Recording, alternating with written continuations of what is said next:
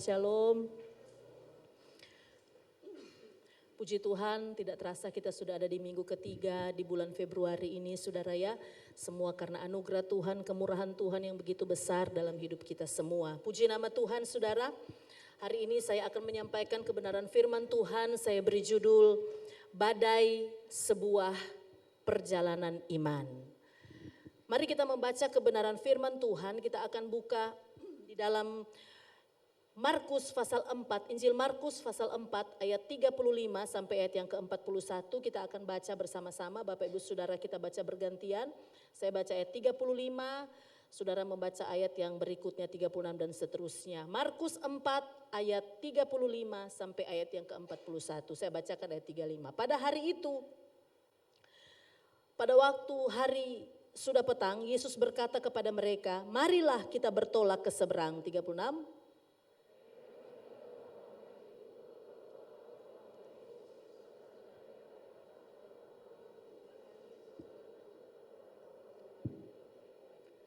Lalu mengamuklah taufan yang sangat dahsyat dan ombak menyembur masuk ke dalam perahu sehingga perahu itu mulai penuh dengan air.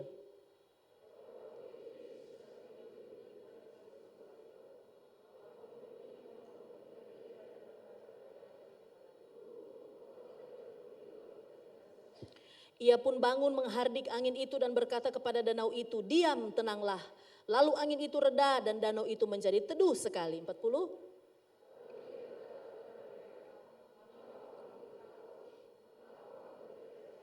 Sama-sama 2, 3, mereka menjadi sangat takut dan berkata seorang kepada yang lain, siapa gerangan orang ini sehingga angin dan danau pun taat kepadanya. Saudara, kisah ini ditulis oleh 3 penulis Injil saudara, yaitu Matius, Markus yang kita baca ini dan Lukas. Dan ini cerita yang sudah sangat terkenal sekali saudara ya, banyak orang berkhotbah dari ayat-ayat ini sudah dari cerita ini. Ada banyak orang menulis atau berkhotbah dari sisi Yesus Kristus berkuasa atas alam semesta. Ada juga orang yang berkhotbah dari sisi kehadiran Yesus yang meneduhkan badai.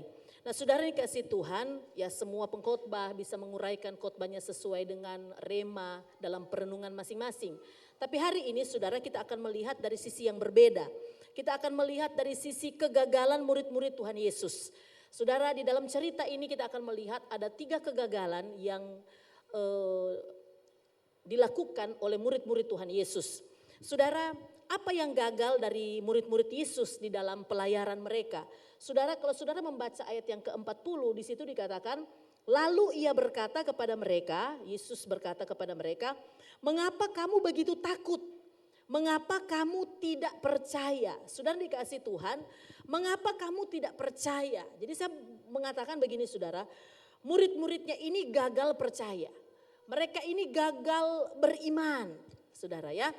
Firman Tuhan mencatat bahwa mereka, Tuhan Yesus katakan kepada mereka, kamu tidak percaya. Jadi mereka gagal percaya saudara. Nah saudara dikasih Tuhan, mari kita lihat. Perjalanan pelayanan mereka itu dimulai ketika mereka akan melintasi atau menyeberang Danau Galilea. Saudara, di dalam banyak tulisan saya membaca bahwa Danau Galilea itu ternyata memang keadaan ombaknya ya dan anginnya itu tidak bisa diprediksi. Ketika seorang melakukan pelayaran di Danau Galilea atau Danau Genesaret atau Danau Kineret, saudara itu ada beberapa nama saudara tapi sama itu Danau Galilea. Saudara, maka ketika pelayaran itu berjalan dengan baik ya, mulus-mulus saja, di 10 menit sampai 15 menit itu kemudian bisa terjadi sebuah perubahan alam begitu. Bisa tiba-tiba ada angin kencang, ada angin sakal, ada angin tofan dan bisa tiba-tiba air itu berombak dan ombaknya menjadi sangat besar.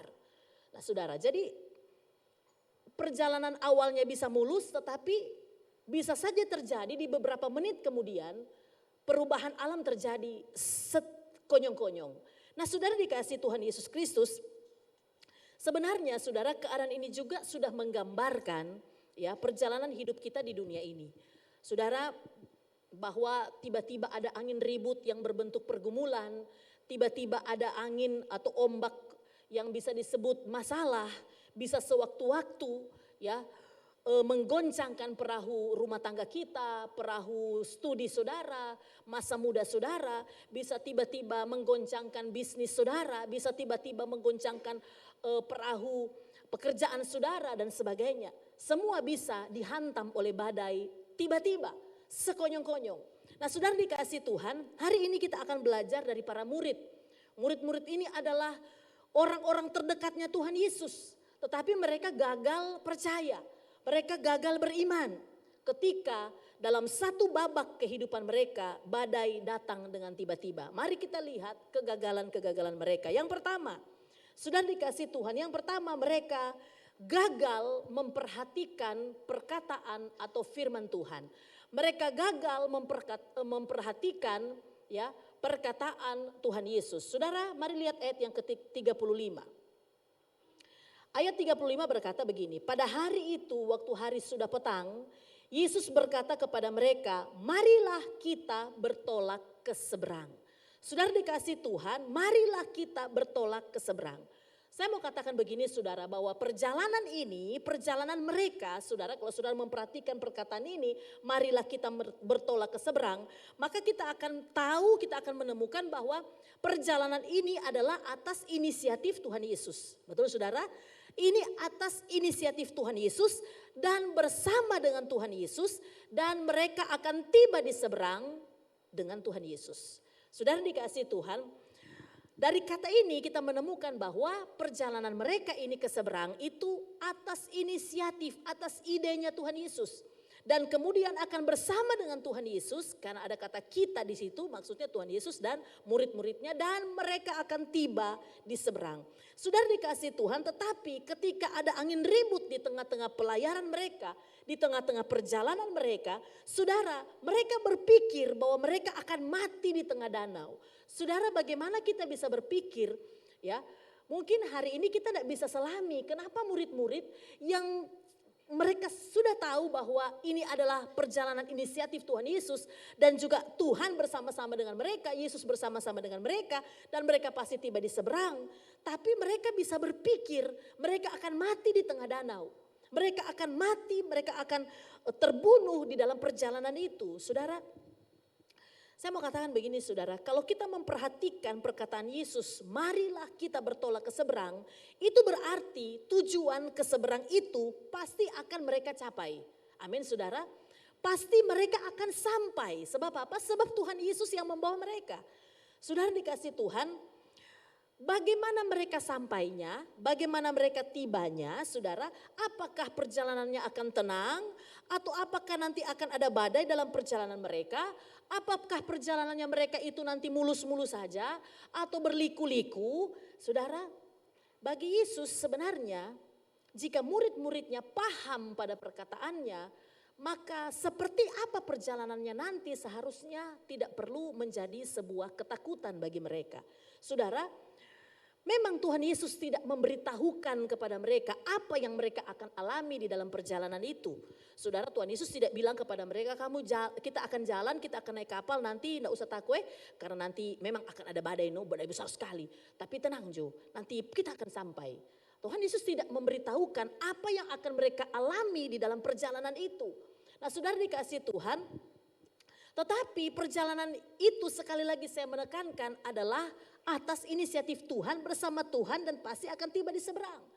Nah saudara, saya mau katakan begini bagi kita semua. Ada bagian-bagian dalam hidup kita yang Tuhan mau kita taat saja dan Tuhan tidak perlu memberitahukan kepada kita model perjalanannya seperti apa. Yang Tuhan mau kita jalani saja. Yang Tuhan mau kita taat saja. Karena di bagian-bagian yang tidak diberitahu oleh Tuhan itu adalah ruang di mana kita bisa bertumbuh iman kita dengan baik. Setuju katakan amin. Saudara dikasih Tuhan, ada bagian-bagian dalam hidup kita yang Tuhan mau kita taat saja. Kita jalani saja. Tuhan tidak memberitahukan kepada kita seperti apa. Karena di bagian-bagian itulah kesempatan kita, iman kita untuk bertumbuh. Justru di dalam ketidakmengertian kita, di dalam ketidakpahaman kita, di dalam ketidaktahuan kita, justru disitulah Tuhan mau atau Tuhan memberi kesempatan, Tuhan memberi ruang bagi kita untuk iman kita bertumbuh dengan baik. Kalau kita membaca Amsal pasal 25 ayat 2, saudara coba dibuka Amsal pasal 25 ayat 2 dikatakan begini. Kemuliaan Allah ialah merahasiakan sesuatu. Kemuliaan Allah ialah merahasiakan sesuatu. Dalam terjemahan firman Allah yang hidup dikatakan begini. Allah berhak merahasiakan sesuatu. Allah berhak merahasiakan sesuatu. Jadi saya mau katakan begini. Ketika Allah berrahasia, ketika Allah memiliki rahasia atas hidup kita, maka rahasia Allah itulah sebenarnya yang memberi alasan untuk iman kita bertumbuh. Amin, saudara. Saudara dikasih Tuhan. Sehingga sebesar apapun badai yang sedang menghantam kita, mungkin saudara saat ini sebagai orang muda, saudara kemudian mendapati kehidupan orang tua saudara, mungkin mengalami kegagalan, saudara dan kemudian saudara merasa bahwa itu adalah hantaman yang berat di dalam perjalanan saudara sebagai orang muda. Mungkin juga saudara, orang tua saudara kehilangan pekerjaan, kehilangan sesuatu yang dapat menjadi pegangan bagi saudara untuk menjalani masa muda saudara. Atau saudara sedang mengalami masalah di dalam keluarga, saudara mengalami apapun dalam hidup ini. Saudara, mari ingat dan perhatikan kembali. Ya, perhatikan perkataan Tuhan Yesus. Perhatikan firman Tuhan, itu adalah kunci pertahanan kita. Saudara dikasih Tuhan, Allah merahasiakan, Allah memang merahasiakan akan apa yang akan kita alami dalam hidup ini. Saudara, Allah bisa merahasiakan apa yang akan kita alami. Hantaman seperti apa yang dapat menimpa hidup kita. Dapat menimpa mungkin studi kita, menimpa pekerjaan kita, rumah tangga kita, bisnis kita. Saudara, bahkan dia bisa merahasiakan waktunya kapan. Dia bisa merahasiakan berapa lama kita mengalaminya. Tapi saudara dikasih Tuhan, dia boleh merahasiakan hal itu. Tetapi dia sebenarnya sudah memberitahukan satu kunci penting bagi kita. Ya, sebelum dia naik ke surga, dalam Matius 28 ayat 20. Tuhan Yesus katakan bagian yang terakhir. Dan ketahuilah, Aku menyertai kamu senantiasa sampai kepada akhir zaman. Saudara, Allah merahasiakan sesuatu dalam hidup kita, iya. Seperti apa modelnya, seperti apa hantaman badai yang akan kita lalui, berapa lama, kapan akan berakhir. Allah tidak memberitahu, tetapi dia memberi kunci bagi kita. Kita tidak perlu takut karena dia menyertai perjalanan hidup anak-anaknya sampai pada akhirnya. Amin, saudara. Saudara dikasih Tuhan, inilah kegagalan yang pertama dari murid-muridnya. Mereka gagal memahami atau memperhatikan perkataan Tuhan Yesus. Yang kedua, saudara dikasih Tuhan, mereka gagal mengandalkan Tuhan. Mereka gagal mengandalkan Tuhan. Mari kita lihat ayat 37. Ayat 37. Lalu mengamuklah tofan yang sangat dahsyat dan ombak menyembur masuk ke dalam perahu. Sehingga perahu itu mulai penuh dengan air. Saudara, ayat 37 berkata, lalu mengamuklah taufan yang sangat dahsyat dan ombak menyembur masuk ke dalam perahu. Lalu mengamuklah taufan yang sangat dahsyat. Saudara, sebelum ombak itu menyembur masuk ke dalam perahu, didahului dulu dengan apa, saudara?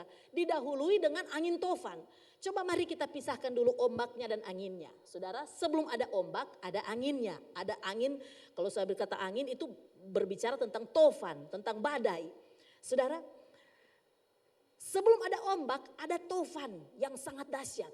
Nah, saudara dikasih Tuhan, kira-kira menurut saudara apa yang murid-murid ini lakukan ketika pertama kali ada taufan yang sangat dahsyat sekali. Ada angin sakal, angin yang berputar, yang begitu menakutkan. Apa kira-kira yang mereka lakukan? Saudara, ingat bahwa sebagian besar dari mereka adalah nelayan-nelayan yang berpengalaman. Saudara Petrus, Yohanes, Yakobus, Andreas, itu adalah nelayan-nelayan yang luar biasa. Mereka adalah nelayan-nelayan punya skill, saudara. Mereka adalah nelayan-nelayan punya pengalaman. Mereka sudah terbiasa mengantisipasi badai besar yang bisa sewaktu-waktu datang. Itu mereka sudah pengalaman. Nah, saudara dikasih Tuhan, maka ketika angin sakal datang, angin besar dan berputar datang, serta taufan melanda mereka, saudara, naluri mereka sebagai seorang nelayan, saudara, cara berpikir mereka sebagai nelayan pasti akan bekerja, saudara. Saya pernah menonton di TikTok saudara, ada film tapi part-part begitu saudara ya, film Korea, ketika seorang pilot perempuan lagi sedang tidak bertugas dan dia menjadi penumpang biasa di sebuah penerbangan.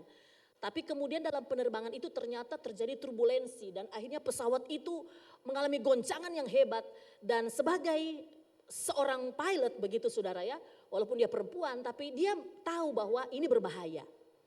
Ya kan? Kemudian dia menerobos masuk ke ruang kokpit saudara, di mana di situ ada pilot dan co-pilot yang lagi bertugas. Kemudian dia masuk di situ dan dia kemudian melihat semua ya, ternyata mereka sedang mengalami badai yang besar sekali ya, dan mereka bisa saja pesawatnya jatuh. Akhirnya singkat cerita pilot ini ikut membantu saudara ya, ikut membantu pilot yang sedang bertugas sehingga mereka bisa mendarat dengan selamat. Itu naluri seorang pilot. Ketika dia di dalam penerbangan, kemudian ada goncangan, ada hantaman yang dia tahu persis kira-kira mau seperti apa itu pesawat, dia pasti akan bertindak. Nah begitulah kira-kira para nelayan ini. Ketika mereka di atas kapal, sekalipun yang membawa mereka adalah Yesus, tapi naluri mereka sebagai nelayan, mereka pasti akan mengantisipasi ya. Mereka pasti akan mengeluarkan semua skill mereka sebagai seorang nelayan. Saudara, ya. Dalam keadaan emergensi itu, mereka harus pertahankan kapal. Mereka harus mengembangkan, berusaha supaya layarnya tetap berkembang. Saudara, dengan semua kekuatan mereka. Tetapi badai ini ternyata lebih berat daripada badai-badai yang mereka pernah hadapi sebelumnya. Akhirnya apa saudara? Ayat 37b, ombak akhirnya masuk ke dalam kapal. Bahkan 37b katakan, sehingga perahu itu mulai penuh dengan air.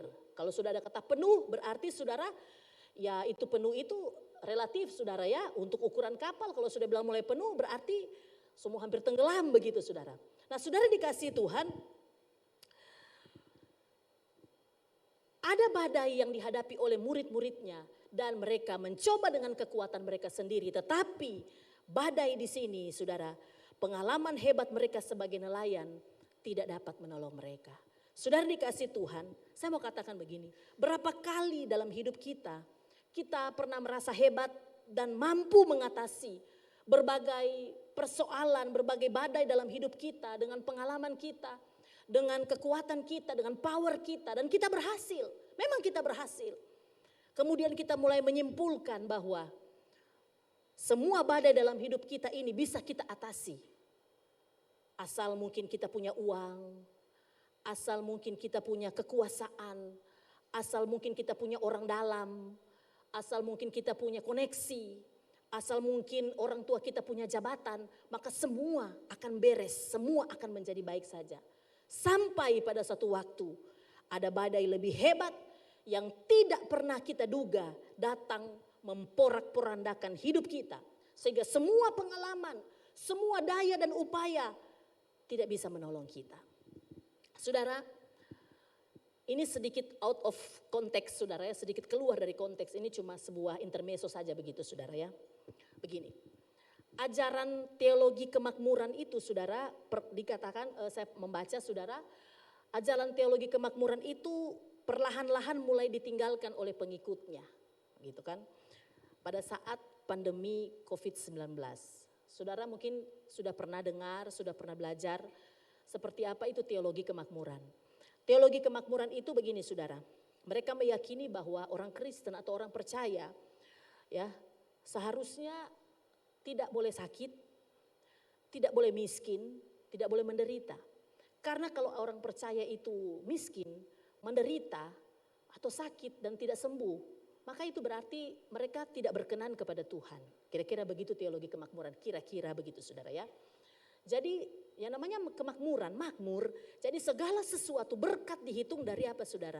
Dari jasmaninya ya, kalau punya semua, punya kesehatan, punya keluarga yang mantap, punya semuanya bagus, maka itu menjadi ukuran mereka berkenan kepada Tuhan. Sehingga saudara dikasih Tuhan, satu waktu saya pernah mendengar ada hamba Tuhan yang berdoa saudara, berdoa berkat begitu saudara. Kemudian dia mengangkat tangannya dan dia berkata, di dalam nama Yesus Tidak ada yang sakit di tempat ini. Dalam nama Yesus tidak ada yang miskin di tempat ini, saudara. Saudara dikasih Tuhan dan dia berkata bahwa itu adalah imannya. Saya mulai berpikir saudara bahwa sesungguhnya iman itu bukan soal kita berkata positif atau negatif. Ya memang kita harus melatih diri kita untuk selalu memperkatakan yang baik, memperkatakan yang positif. Tapi saudara, ukuran iman itu bukan soal kita memperkatakan positif atau negatif. Karena bagi saya iman itu adalah meyakini penyertaan Allah dalam setiap keadaan yang kita alami. Setuju, katakan amin. Saudara, iman itu adalah keyakinan kita terhadap penyertaan Allah sekalipun kita tidak melihat. Sekalipun kita tidak melihat tangannya bekerja dalam hidup kita. Tetapi kita percaya bahwa dia menyertai kita di dalam segala keadaan yang kita alami. Saudara dikasih Tuhan, kalau kemudian dikatakan tidak ada yang miskin di tempat ini. Saudara, itu sangat kontras sekali ketika di dalam bait Allah, Tuhan Yesus berada di bait Allah dan melihat ada janda miskin di bait Allah yang datang membawa persembahan, ya kan? Ternyata di bait Allah juga ada orang miskin, begitu. Nah, saudara, dan janda miskin ini memberikan persembahan yang menurut Tuhan dalam penilaiannya bahwa dia ini memberi lebih besar, lebih bagus, lebih bernilai daripada orang-orang kaya yang memberi itu. Kenapa? Karena orang kaya memberi dari kelimpahannya, tetapi orang miskin, janda miskin ini memberi seluruh hidupnya, seluruh nafkahnya, yaitu 2 peser itu. Dia melakukannya karena iman. Nah, saudara dikasih Tuhan, itu cuma sedikit penggambaran tentang teologi kemakmuran. Tetapi maksud saya begini, kenapa teologi kemakmuran ditinggalkan oleh pengikutnya? Saudara, karena COVID-19 pada akhirnya membuktikan kepada mereka bahwa COVID itu membunuh bukan hanya orang yang tidak percaya, tetapi juga orang Kristen. COVID itu akhirnya membunuh bukan hanya jemaat yang tidak setia, tetapi juga para pendeta, para hamba Tuhan, orang-orang yang begitu setia, orang-orang yang begitu sungguh-sungguh melayani Tuhan. Saudara, COVID-19 membuktikan bahwa ternyata, ini maksud saya saudara, ternyata ada badai yang tidak bisa dihadapi dengan kekuatan dan pengalaman kita. Amin saudara. Akan ada badai dalam hidup kita yang kita tidak bisa prediksi kapan badai itu datang. Yang tidak bisa kita jalani, kita hadapi dengan kekuatan kita. Oke, COVID-19 mulai berlalu. Tetapi kita tidak tahu tahun 2023 ini hantaman seperti apa yang akan menimpa kita. Hantaman seperti apa yang akan menimpa perahu keluarga saudara, kesehatan saudara, ya, studi saudara, kita tidak tahu. Saudara dikasih Tuhan Yesus Kristus. Maka saya mau katakan begini buat kita semua. Saat kita menghadapi badai apapun dalam hidup ini, jangan pernah mengandalkan pengalaman kita. Amin. Jangan pernah mengandalkan pengalaman kita. Jangan pernah mengandalkan usiamu yang masih muda. Saudara, karena hantaman-hantaman yang datang kepada kita, banyak orang muda justru tumbang begitu saudara. Ada banyak orang muda yang tinggalkan Tuhan, ada banyak orang muda yang kecewa. Saudara, ada banyak orang muda juga yang sakit dan kemudian rest in peace begitu saudara. Jangan pernah mengandalkan apapun dalam hidup kita. Jangan menggunakan Tuhan hanya pada saat kita tidak mampu. Ketika kita sudah tidak mampu. Banyak orang Kristen hanya menjadikan Tuhan sebagai sarana, bukan sasaran. Banyak orang Kristen menggunakan Tuhan Yesus sebagai sarana saja. Hanya dibutuhkan pada saat dia sudah tidak mampu. Dan dia tidak menjadikannya sebagai sasaran atau tujuan hidupnya. Sudah dikasih Tuhan. Ketika banyak ahli ekonomi memprediksi akan ada resesi di tahun 2023. Sejak 2022 banyak ahli-ahli ekonomi berkata, 2023 ada banyak sekali negara-negara yang bangkrut, keuangan akan jadi sulit, Indonesia juga bisa jadi sulit, ya bahkan bisa terjadi resesi. Maka semua orang cari Tuhan, bahkan ya semua orang termasuk saya begitu saudara ya. Semua kita sungguh-sungguh sama Tuhan, semua kita merasa sangat perlu Tuhan, semangat cari Tuhan. Tapi setelah mulai dirasa-rasa begitu kan, rupanya Anda ini begitu, bye-bye saja ini kayaknya Indonesia nyanda ini. Indonesia mau lewat ini kayaknya nyanda begitu. Dan kemudian banyak orang Masih di awal-awal tahun, sudah mulai jadi lemah lagi, sudah mulai melupakan ibadah, sudah mulai tidak bergairah lagi, sudah tidak semangat lagi, begitu kan? Sudah mulai kembali lagi kepada keadaan yang semula, merasa ya sudahlah kita mampu menjalaninya, kita mampu berjalan dengan kekuatan kita. Saudara, murid-murid Yesus gagal mengandalkan Tuhan. Saudara yang dikasih Tuhan, itu kegagalan yang kedua. Kegagalan yang ketiga, saudara. Mereka gagal memahami Allah. Mereka gagal memahami Allah. Saudara perhatikan ayat 38. Pada waktu itu Yesus sedang tidur di buritan di sebuah tilam. Maka murid-muridnya membangunkan dia dan berkata kepadanya, "Guru, engkau tidak peduli kalau kita binasa." Saudara, guru, engkau tidak peduli ketika kita binasa. Kalau kita ini mau binasa, engkau tidak peduli. Saudara, ketika murid-murid sudah mencoba mengontrol badai itu, mengontrol perjalanan kapal itu dengan kekuatan mereka, dengan pengalaman mereka dan akhirnya mereka tidak berhasil. Saudara lihat di sini, mereka mulai mempersalahkan Tuhan. Mereka mulai mempersalahkan Tuhan. Tuhan, engkau tidak peduli dengan kami. Tuhan, engkau tidak peduli dengan nyawa kami. Saudara, enak sekali memang ya mempersalahkan Tuhan. Padahal kita sudah mencoba dengan kekuatan kita sendiri, kita tidak mengandalkan Tuhan. Dan ketika itu terjadi, ketika hantaman badai semakin besar, kemudian kita mempersalahkan Tuhan. Tuhan, engkau tidak peduli dengan kami. Engkau mengabaikan penderitaan kami. Engkau tidak peduli ketika kami disakiti. Engkau tidak peduli ketika kami dipermalukan, guru. Kira-kira begitu, saudara. Saya mau katakan inilah penyakit iman. Inilah penyakitnya iman. Ketika kita gagal mengontrol badai dalam hidup kita, maka kita cenderung berpikir yang negatif tentang Tuhan. Kita cenderung berpikir yang salah tentang Tuhan. Kita selalu menyalahkan Tuhan atas semua yang terjadi di dalam hidup kita. Saudara, ada banyak orang Kristen yang gampang sekali mempersalahkan Tuhan ketika dia mengalami pergumulan dalam hidupnya. Saudara, ketika sakitnya makin parah, ya. Kemudian dia mulai mempertanyakan kuasa Tuhan. Mana katanya, so melayani Tuhan, so masuk gereja, so semua doa kita ada ikut. So semua khotbah-khotbah di YouTube kita so ikut semua. Tapi mana tidak sembuh-sembuh, malah makin berat ini penyakit begitu. Ya, ketika bisnis mulai goncang, kemudian kita mulai kecewa dengan Tuhan. Mana Tuhan bilang Tuhan mau berkati, Tuhan bilang Tuhan mau tolong. Ya, setiap sudah ada altar call, sudah angkat tangan, setiap doa malam, siapa yang mau didoakan angkat tangan, mana? Tidak ada jawaban dari Tuhan, tidak ada pertolongan dari Tuhan. Bisnis tetap goncang dan kita kecewa dengan Tuhan. Ketika kita butuh jalan keluar dan sepertinya Tuhan tidak kasih jalan keluar, kita mulai marah sama Tuhan. Saudara, saya juga melakukan ini, saudara. Bukan hanya murid-muridnya, bukan juga mungkin cuma saudara, tapi saya juga begitu. Ketika saya dan suami saya ditipu orang, saudara, kemudian saya mempertanyakan, Tuhan kenapa Tuhan tidak bela? Kenapa Tuhan sudah sejauh ini pelayanan saya sama Tuhan, kok Tuhan mempermalukan, kok Tuhan membuat saya kalah. Begitu, saudara.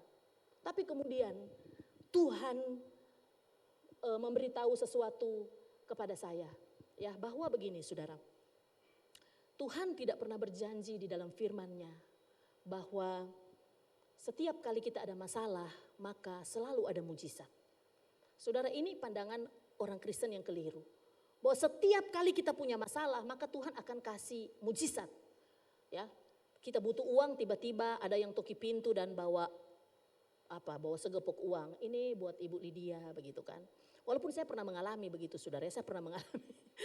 Saya tidak pernah sangka begitu, saudara. Kemudian ada seorang ibu datang bawa segepok uang, saudara. Saya agak gugup dan agak itu kan, maksudnya saya tahu ini doi rasa malu begitu. Aduh, begitu kan. Walaupun saya pernah mengalami, tapi begini, banyak kali kita berpikir bahwa Tuhan itu semudah itu. Bahwa ketika kita butuh kesembuhan, kita sakit, waktu kita sakit berat, dokter vonis kita sakit berat, kemudian besoknya ketika kita berdoa, kemudian tiba-tiba kita sembuh. Nah, banyak kali kita berpikir begitu. Saudara, Tuhan tidak pernah berjanji dalam firman-Nya setiap kali kita ada masalah pasti ada mujizat. Tapi saudara, yang Tuhan Yesus ajarkan kepada kita, yang firman Tuhan ajarkan kepada kita bahwa Tuhan selalu menyediakan pertolongannya bagi kita. Setuju, katakan amin. Tuhan selalu menyediakan pertolongan kepada kita. Jangan salah, saudara. Mujizat dan pertolongannya itu berbeda.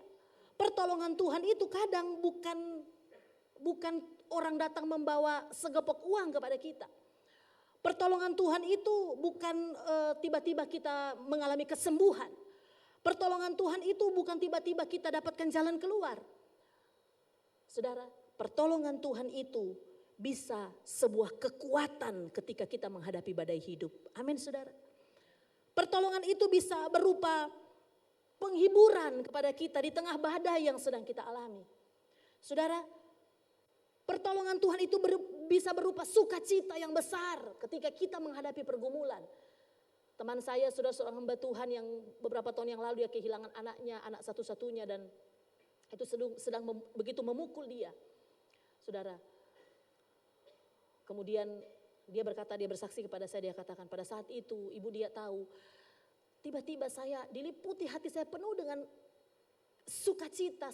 Dia berkatakan, saya susah untuk melukiskan kepada orang lain apa yang saya alami dalam hidup saya. Saya berhenti menangis dan saya merasa bahwa begitu Tuhan menyertai hidup saya. Itulah sukacita. Saudara dikasih Tuhan, Tuhan tetap membawa pulang anaknya ke surga. Tetapi dia diliputi dengan sukacita yang besar.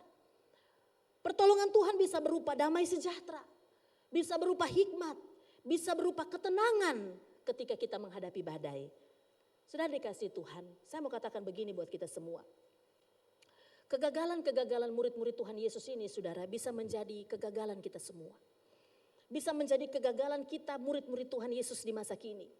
Itulah sebabnya, saudara dikasih Tuhan, ketika Tuhan menegur murid-muridnya pada waktu itu, sama dengan Tuhan juga menegur kita murid-muridnya di saat ini. Ya. Di ayat yang ke-40, Tuhan Yesus menegur murid-muridnya. Mengapa kamu takut? Mengapa kamu tidak percaya? Ini juga yang menegur saya dan menegur kita semua.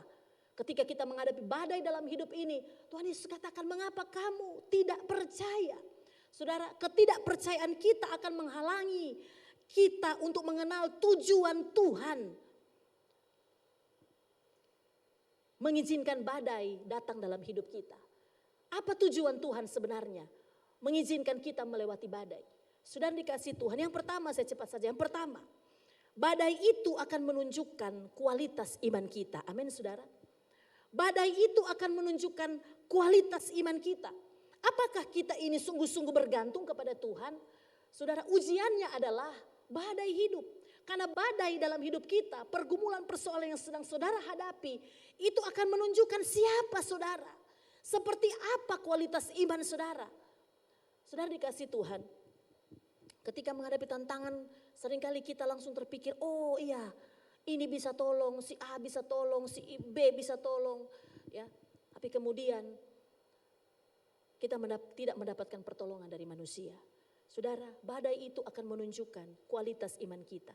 Apakah kita sungguh-sungguh bergantung kepada Tuhan? Yang kedua, tujuan badai datang dalam hidup kita Tuhan izinkan. Yang kedua, tujuannya adalah badai itu bisa mengubah cara pandang kita. Mengubah cara pandang kita. Sudah perhatikan ayat yang ke-40.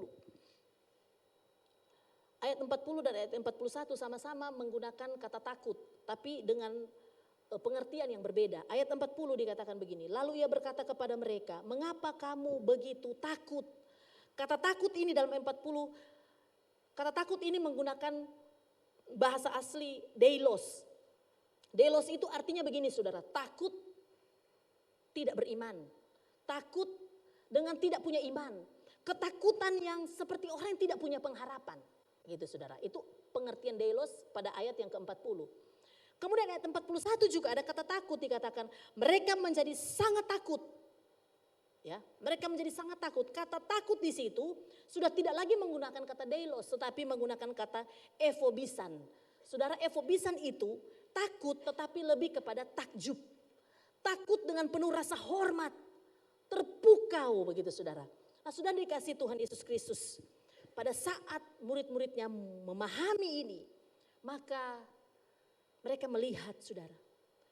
Ternyata badai dalam perjalanan mereka menjadi sebuah pengalaman besar bagi mereka. Pengalaman baru yang sungguh menakjubkan. Karena mereka melihat Yesus mengendalikan semua hal yang mereka takutkan. Saudara, pada bagian akhir ini saya mau katakan begini. Perjalanan hidup kita adalah sebuah pelayaran yang bukan tanpa resiko.